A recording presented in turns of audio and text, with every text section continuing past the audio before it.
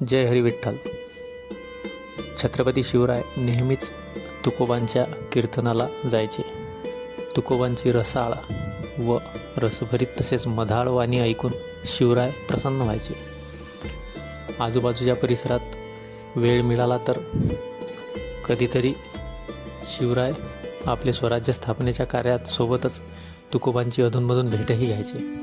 एकदा असं शिवबा तुकोबांचे कीर्तन ऐकून परत आले व तुकोबांचे विचार पारमार्थिक सामर्थ्य पाहून शिवराय इतके प्रभावित झाले की शिवरायांच्या मनात वैराग्य उत्पन्न झालं.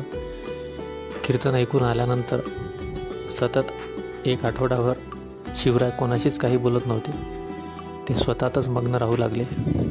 तेव्हा अष्टप्रधान मंडळ चिंतेत पडलं व प्रधान आणि काही निवडक मावळ्यांसोबत तुकोबांचे घर गाठले. त्यावेळी तुकोबांना झाली हकीकत सांगितली. त्यावेळी तुकोबा शिवरायांना एक पत्र लिहितात. त्यात ते म्हणतात, महाराज, आपण धर्मसंस्थापनेच्या पवित्र कार्यात स्वतःला वाहून घेतले आहे. तेव्हा आपल्या मनात वैराग्य येणे ही मोठी धोक्याची सूचना असू शकते. श्रुतीस्मृतींनीही मनुष्याने आपला धर्म पालन करावा, त्याद्वारेच तो मुक्ती प्राप्त करतो असे सांगितलेले आहे. आपण स्वराज्य संस्थेच्या संरक्षणार्थ कंबर कसलेली असून आपण वैराग्यवान होणे हे बरोबर नाही. आपण आपले कार्य नियमितपणे करत आहात व ते उत्कृष्टपणे होत आहे. तेव्हा आपण हे वैराग्याचे विचार सोडून द्यावे.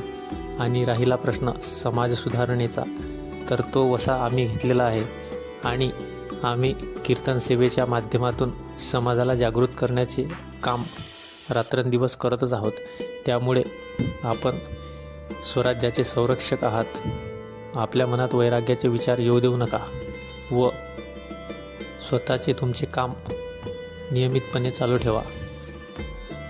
असे नाना प्रकारचे उपदेश तुकोबांनी शिवरायांना पत्राद्वारे केले. तेव्हा शिवराय आपल्या मनातील वैराग्याचे विचार बाजूला ठेवून पुन्हा एकदा स्वराज्यासाठी तलवार घेऊन खंबीरपणे उभे राहिले. छत्रपती शिवरायांच्या जीवनातील एक अद्भुत संयोग असा होता की शिवरायांना दोन महान संतांचे सानिध्य लाभले. एक म्हणजे संत तुकाराम व दुसरे म्हणजे समर्थ रामदास स्वामी.